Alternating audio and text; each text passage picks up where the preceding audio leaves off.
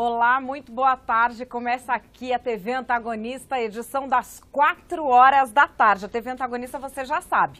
A gente está ao vivo com você de segunda a sexta-feira, 2 vezes por dia. Às 10 da manhã, às 4 da tarde, no www.oantagonista.com e também no YouTube do Antagonista, youtube.com/O Antagonista. Se você ainda não se inscreveu, vai lá, se inscreve, coloca para ser notificado toda vez que a gente sobe um vídeo novo, produções novas para você. Nessa edição da TV Antagonista, a gente vai falar dos assuntos do momento. Delata Ike Batista prestando depoimento neste momento e a reportagem do Antagonista acompanha. A roleta russa do STF, 2 informações exclusivas do Antagonista lá em Brasília. Vamos falar também do esquenta para as eleições no Senado e na Câmara e ainda trazer um esclarecimento sobre delação. Será que tem advogado especialista em delação, como a imprensa vem dizendo? A gente foi conferir com quem entende desse assunto. Vamos começar então nessa história da roleta russa do STF. A gente falou aqui de manhã que o STF tem uma roleta russa que está acontecendo, que é a escolha do novo ministro da segunda turma. E eu falei com o Cláudio Dantas, que foi ouvir outras pessoas. Vamos ver com quem o Cláudio Dantas conversou nessa tarde. Vamos lá. Boa tarde, Madeleine. Tudo bem? Olha, eu conversei com alguns integrantes da Força Tarefa da Lava Jato há pouco e eles estão muito preocupados com essa decisão da Carmen Lúcia de fazer um sorteio da relatoria da Lava Jato na segunda turma do Supremo Tribunal Federal. Há um entendimento de que o Fachin, uma vez que ele sai da primeira e vá para a segunda turma, que ele é o herdeiro natural do processo da Lava Jato, do processo da relatoria que estava com Teori Zavascki. Nesse caso, a preocupação toda está em você criar a possibilidade de se enterrar a Lava Jato. Eles consideram que é uma roleta russa. Você tem em três ministros, há um entendimento de que se cair com qualquer um desses três, Lewandowski, Dias Toffoli ou Gilmar Mendes, a Lava Jato acaba imediatamente, a morte da investigação no Supremo. E se cai com o Celso de Mello ou com o Fachin, há aí alguma chance da investigação sobreviver. Para eles, obviamente, para a Lava Jato em Curitiba, a melhor alternativa aí é que Fachin herde automaticamente o processo. Então, se eles pudessem dizer alguma coisa para Carmen Lúcia hoje, seria: Carmen, não sorteie a relatoria da Lava Jato. Esse é o recado dos procuradores da Lava Jato em Curitiba. Um abraço. Bom, esse foi o comentário do Cláudio Dantas, que esteve conversando lá com os entendidos no Supremo Tribunal Federal deste medo sobre o qual a gente já havia conversado com o Diogo Mainardi pela manhã. E você que acompanha o Antagonista também tem que ver uma exclusiva que a gente está trazendo no site, as contas de Ike Batista. Muita gente falando que Ike Batista ficou sem dinheiro, inclusive eu, mas enfim, tem muitas coisas que a gente desconhece, porque você que está acostumado aí com dinheiro honesto, com o seu salário, não imagina que existem outras formas de fazer as coisas. Existem. No Antagonista você vai ver com exclusividade a documentação que a gente conseguiu com as contas, que são as contas de Ike Batista no exterior. Os nomes, os documentos, os papéis, tá tudo por ali, exclusivo do Antagonista. E agora nós vamos a essa corrida que está acontecendo, tanto no Senado quanto na Câmara. No Senado, o nome que parece ser um consenso é o de Eunício Oliveira, que vem tuitando como um conciliador. Parece que ele, atual líder do PMDB, é quem leva nessa disputa, apesar de haver um outro candidato e dele ainda não ter se colocado como candidato oficial. Aí, o Diego Amorim saiu lá pelos corredores de Brasília, pelos corredores do Senado e foi conversar primeiro com o senador pelo PSDB, Paulo Bauer. Vamos saber como é que está essa corrida. Senador Paulo Baia, amanhã temos eleição aqui no Senado. O jogo está ganho? Eunice Oliveira já é presidente do Senado? A regra e a tradição determinam que o maior partido, a maior bancada, indica o presidente. E o PMDB já decidiu, pelo que nós temos de informação, pelo nome do senador Eunice Oliveira. Nós não questionamos a decisão do PMDB, até porque podemos identificar no senador Eunício uma postura e um compromisso de fazer o máximo e fazer o melhor pelo Senado Federal e pela democracia. Não vai ser uma continuidade do mandato de Renan Calheiros, que não trouxe boas notícias para a gente, que quer um país melhor, senador?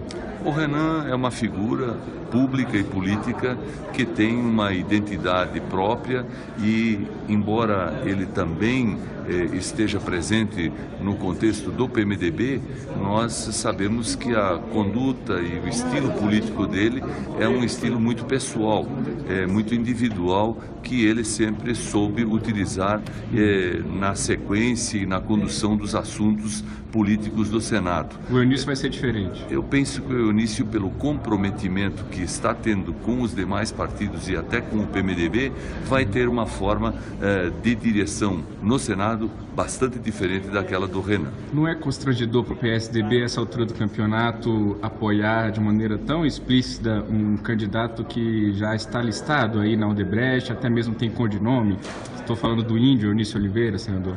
Nós não estamos apoiando um senador que está ou não está citado em delações. Nós estamos apoiando um senador que foi apresentado e que está sendo apresentado pela bancada do PMDB dentro de uma norma e de uma regra que já é tradição no Senado. O maior partido, a maior bancada indicam um nome para a presidência. E o senador Eunício é o nome indicado pelo PMDB, que tem 20 senadores, portanto a maior bancada. As questões que dizem respeito a delações, etc., o próprio senador Eunício deve responder, não nos cabe fazer qualquer comentário a respeito. Bom, agora vamos a este homem que entende de presidência do Senado, entende de como chegar à presidência do Senado por meios não ortodoxos, entende de tapas e beijos, entende de brigas e reconciliações na política. Ele é do PMDB do Rio Grande do Norte, o senador Garibaldi Alves Filho, um homem que tem muita história para contar e que de um jeito muito calmo vai falar da solução Eunício.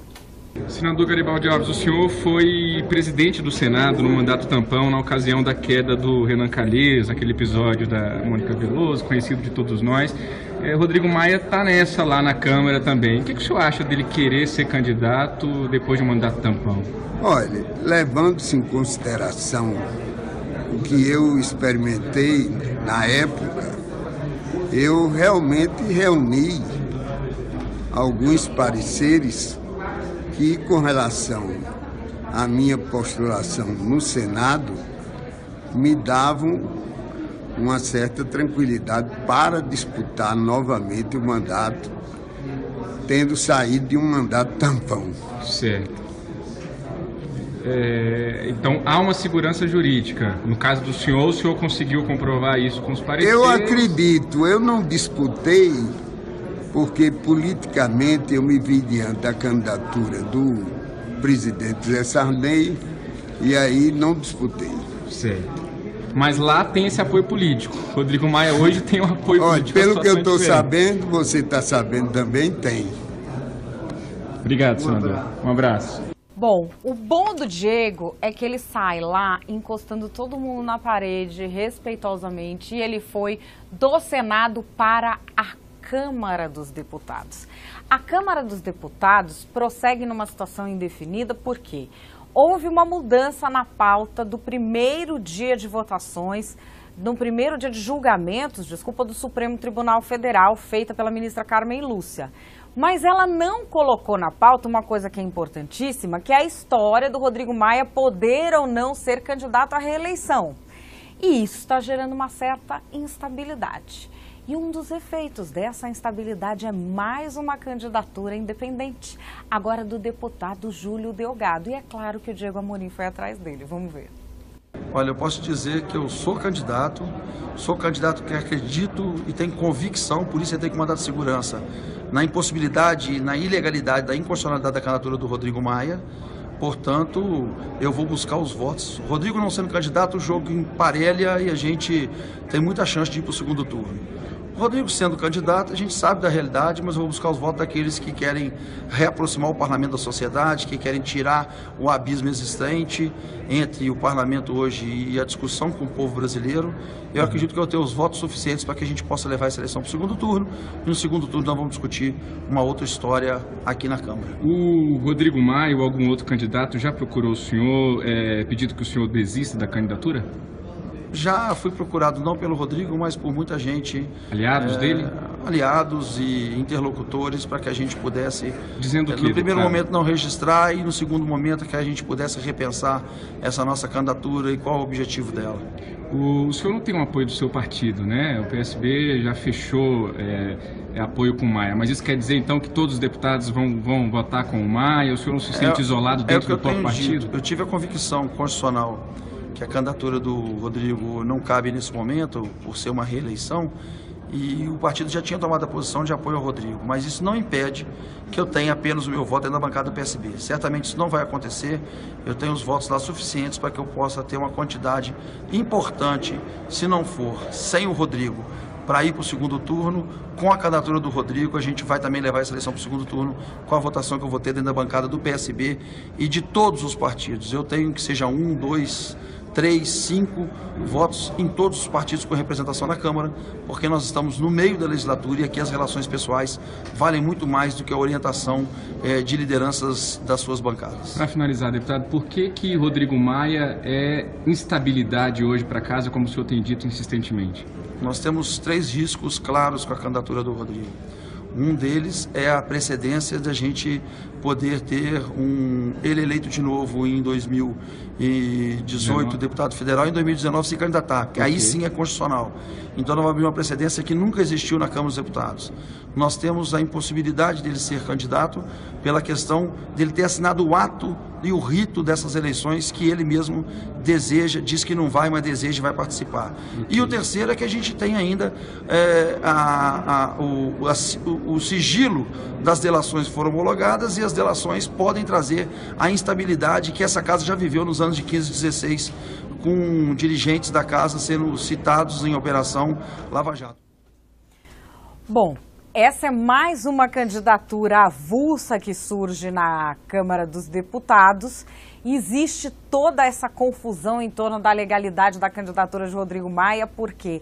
Porque a argumentação de alguns junto ao Supremo Tribunal Federal é de que existe uma situação especial por causa do impeachment de Dilma Rousseff. Muda a linha sucessória da presidência da República, portanto muda a envergadura desse cargo e mudaria também a história de uma reeleição no mandato tampão. A questão é, isso precisa ser decidido, mas também nós vamos judicializar tudo que cai ali na Câmara dos Deputados, eles não conseguem se resolver sozinhos. É uma questão que nós vamos ver nos próximos dias ter o seu desfecho. Alguns argumentam que ficaria sob eterna suspeição o presidente da casa. Mas não fica mais sob suspeição um presidente que tem que ser decidido pelo Supremo Tribunal Federal? Vamos ver como é que os deputados vão sair dessa. E tem uma outra coisa que está todo mundo querendo ver, né, Brasil? Delata Ike. Não sabemos o que Ike Batista está falando neste momento. Há apostas de que, se pudesse, ele já teria começado a falar no avião da American Airlines que o trouxe de Nova York. Falaram que ele já está falando o que ele sabe, o que ele não sabe, enfim. Dizem que está disposto a delatar. Por enquanto, não temos ainda essas informações, mas a Roberta Paduan está ali do lado de fora da Delefim. Delefim é um nome bonito, mas é a Delegacia de Investigação de Crimes Financeiros, crimes do colarinho branco. E ela está mostrando que o melhor do Brasil é o brasileiro. A gente ainda não sabe o que o Ike Batista disse. Mas sabe quem ela encontrou lá na porta? O Thor. Isso mesmo, vamos ver. Oi, Madeleine, boa tarde. Bom, eu sou Roberta Paduan, estou cobrindo aqui as investigações e também hoje o depoimento do Ike Batista. Madeleine, na verdade, o Ike entrou muito rapidamente, o advogado disse apenas que vai falar com a imprensa depois do depoimento, que não tem previsão, né, de horário de término, mas na verdade o que virou aqui é basicamente um carnaval. Tem até personagem aqui, tem personagens de super-heróis, inclusive o Thor. Eu tô aqui com o Thor, não é o Thor Batista, né? Mas ele veio aqui pra frente. Na verdade, Thor, o que é que você está fazendo aqui? O que você veio fazer na frente da Polícia Federal? Beleza. No dia do depoimento do Ike? Então, achei até muito engraçado no caso, né? No caso, eu faço cosplay de Thor há anos, se eu não me engano, há 4 anos. Ah, você é profissional e é personagem, sim. Assim, personagem vivo, é isso? Isso, personagem vivo. Mas você nunca teve nenhuma ligação com as empresas do Ike Batista, teve? Não. Nunca fez nenhum evento para ele? Jamais. Nem comprou ações do Ike? Jamais. E por que está aqui? Então, no caso, nós trabalhamos no Museu do Amanhã e eu tenho uma equipe, no caso, e no qual a gente se reúne e faz a alegria da criançada. Aí. Ah, mas na verdade então você veio aqui para divulgar o seu trabalho, é isso? Também, nós estávamos passando por aqui também, achei uma boa Foi uma coincidência você estar de Thor aqui na frente. É, Thor Batista. Então mas não é hashtag Força Pai, é isso? Não é isso? Não. Tá bom, muito obrigada, Thor. Muito obrigado. É isso aí, Madeleine. Pessoal que está falando aí, vira o celular, Roberta, gente, calma, que a TV Antagonista nós estamos aqui construindo juntos. Falamos para a Roberta virar o celular, mas a Roberta é uma pessoa séria, entendeu? Uma escritora. Vocês acham que ela foi para lá para entrevistar homem vestido de Thor? Ela só acabou entrevistando porque eu e a Lara, a Lara Schultz, produtora, nós ficamos ligando, Roberta, entrevista o Thor, pelo amor de Deus, não sei o que, ela fez isso. Enfim, ela também, é claro, está trazendo as informações exclusivas que você está acostumado a ler no site O Antagonista. Agora, além do Thor, nós apuramos aqui que o Thor Batista é sócio do pai nas empresas e por isso tende a ser sucessor. Vocês que estão perguntando aí do outro filho do Olim, que é DJ, ele não é sócio em nenhuma das empresas que o Ike Batista tem com CNPJ registrado no Brasil. E ele ainda tem diversas, com muitos sócios diferentes. A gente pediu para a Roberta conversar com uma outra dupla que estava lá. Não vou nem descrever. Não vou nem descrever porque as minhas palavras não serão suficientes. Vamos embora. Vamos lá, Roberta. Oi, Madeleine, olha aqui, na frente da Polícia Federal continua o pessoal fazendo mais uns protestos aqui por causa da chegada do Ike, né, por causa da audiência dele hoje. Esse senhor veio aqui, estava até com um travesseiro na mão, estava segurando aqui um travesseiro, falou que é o travesseiro do Ike Batista e disse, inclusive, o senhor estava aqui, o senhor vem sempre aqui quando vem, por que o senhor está aqui sempre, já me disseram? Ele vai dar corrupção muito ruim. Mas o senhor estava aqui outro dia também por causa quando o Cabral foi preso, é isso? É? O senhor vem sempre aqui, toda vez que um corrupto vai para a cadeia, é isso? Todo mundo já me conhece, qual é o nome do senhor? Edson Rosa. E o senhor trabalha, senhor Edson? Está trabalhando? Eu vendo livro, eu vendo livro na rua. Vende livro na rua? Tá bom, então, muito obrigado. E o senhor aqui atrás? Eu sou aposentado. É aposentado? Aproveito quando há esse tipo de corrupção para fazer o meu protesto. O seu protesto também? Isso, também. Tá bom, então. Muito obrigada. Bom, eu estava aqui olhando os recados que vocês estão deixando. Verdade, tem que assumir. É o seguinte, o melhor do Brasil é o brasileiro, né? Tenho nem palavras, Brasil, para descrever isso. A Roberta Paduan continua acompanhando o depoimento de Ike Batista. Ela está acompanhando, obviamente, a parte séria. E ela trouxe para a TV Antagonista essas peculiaridades. Por quê? Não porque é engraçado, mas porque isso mostra que a Lava Jato está na boca do povo. A Lava Jato é o interesse do povo brasileiro. Essas pessoas estão ali vendo como espetáculo, é claro, mas elas estão por dentro de tudo que está acontecendo, estão revoltadas. Ninguém está ali como se fosse um espetáculo. Eles estão ali sabendo exatamente do que se trata. E agora nós resolvemos procurar um especialista para falar para a gente do seguinte: a imprensa tem dito muito que tal advogado é especialista em delações. A delação é uma coisa nova no Brasil. E a gente tem visto muita gente com vontade de delatar. E tem visto, por exemplo, pessoas falando assim, o Sérgio Cabral vai delatar. Às vezes eu fico pensando, o Sérgio Cabral vai delatar quem? Vai delatar Deus? Vai delatar um espírito que me moveu? Porque delatar só pode ir para cima. Acima dele era quem? Vão falar, presidente da República. Não, ele é governador de um estado, o presidente não manda nele.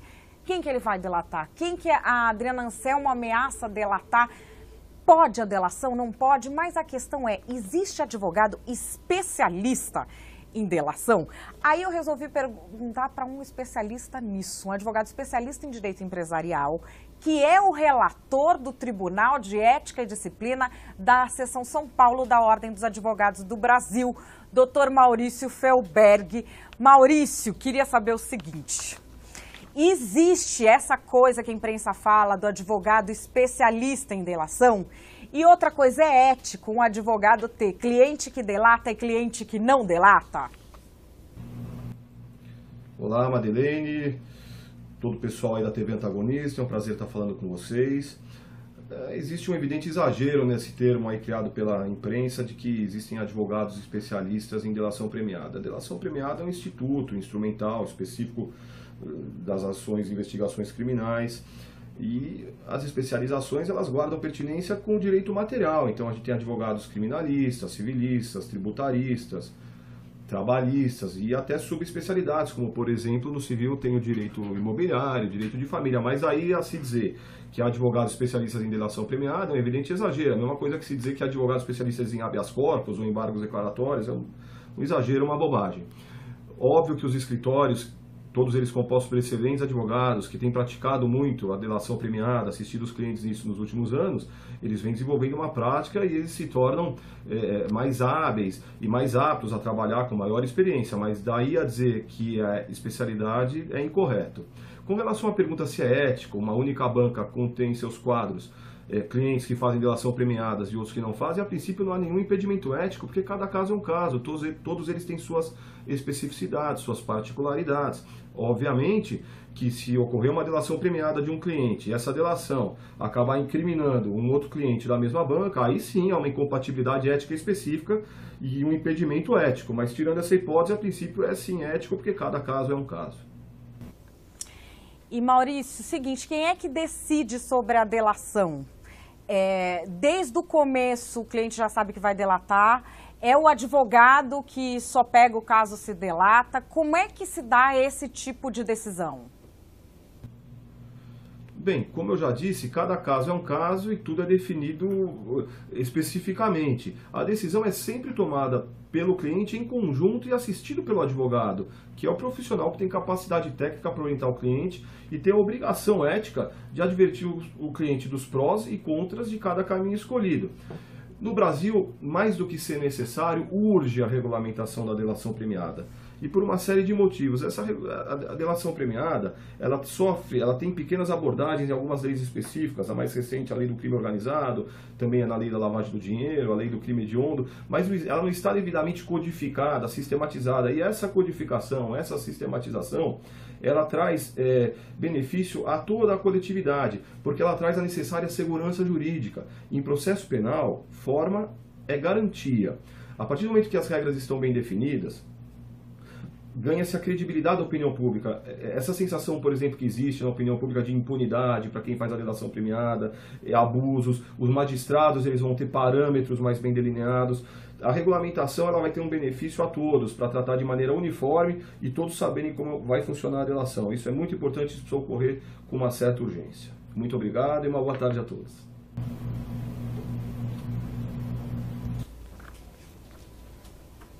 Bom, esse é o doutor Maurício Felberg, ele é o relator do Tribunal de Ética e Disciplina da OAB de São Paulo, especialista em direito empresarial, falando pra gente sobre delação e desfazendo esse mito. Não tem especialista em delação no Brasil e, aliás, não tem nenhuma regulamentação muito certa sobre delação.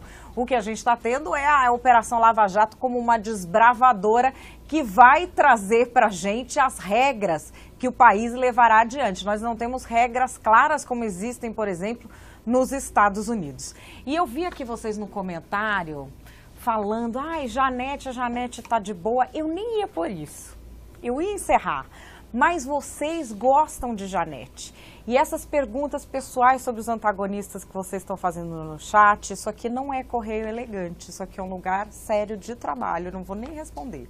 Mas vou colocar a Janete aqui, porque o coração de vocês está com saudades dela. Quero falar do legado de Janete. E eu fui buscar esse vídeo. Esse vídeo é um vídeo que toca o meu coração, porque há momentos em que o governante brasileiro, ele não acredita na gestão, ele não acredita na política, ele não acredita nos fatos, ele não acredita na ciência, ele não acredita na matemática. Ele acredita nas oligarquias, ele acredita no espírito de corte. E a esquerda diz que não, mas aqui você vai ver a prova de que sim. De que Janete apostou que o problema do emprego no Brasil seria resolvido de uma forma, pela genética, pela hereditariedade. Olha que emocionante. Nomear como ministro do Trabalho e Emprego Carlos Dauti Brizola Neto reforça, em meu governo, o reconhecimento da importância histórica do trabalhismo na formação do nosso país. O trabalhismo está na memória dos brasileiros porque está gravado numa longa trajetória de conquistas. A jornada de 8 horas, o salário mínimo, o direito à organização sindical, a adoção de uma legislação de proteção ao trabalhador. É esse passado, junto com o presente marcado pela expansão do emprego e da renda, e, sobretudo, o futuro, que construiremos ainda mais próspero para o povo brasileiro, para o trabalhador brasileiro, para os empresários brasileiros, para a juventude brasileira, que contarão, a partir de agora, com a força simbólica, com a capacidade de trabalho, com a qualidade e com a liderança do nosso novo ministro do Trabalho e Emprego. Seja muito bem-vindo ao meu governo, Brizola Neto.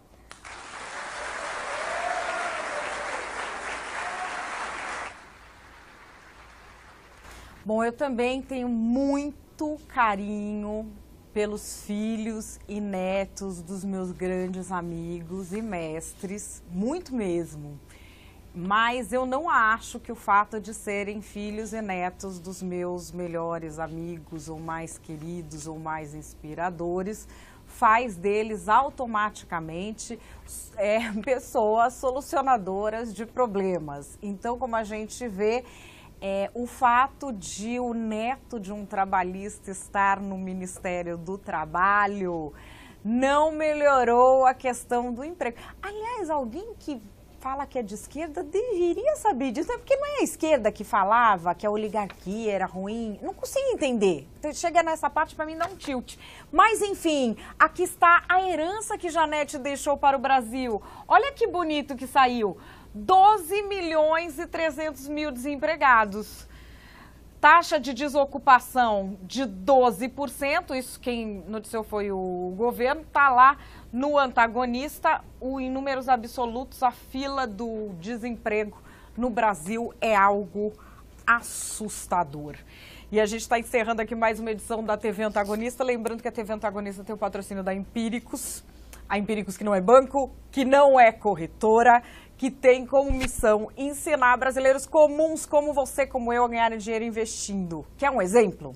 Falar de dólar. Dólar é uma coisa que brasileiro comum discute, que a gente não entende nada, que a gente fica só pensando, vou viajar um dia para cá, para lá, viajo, compro, não compro, o que vai acontecer com o dólar? Isso tudo que a gente está ouvindo do Trump, todo mundo bate boca, mas e o Kiko, né? O que tem a ver com a nossa vida? Bom, os analistas da Empíricos têm um relatório gratuito para você. É só você entrar, tem um link no Antagonista para você entrar. www.oantagonista.com/dólar. Ou então você clica nesse izinho que tem aqui do lado, tá vendo? Que você já vai direto para a página. www.oantagonista.com/dólar. Ou clica nesse izinho, você vai chegar ali na página, tem um campo onde você deixa o seu e-mail.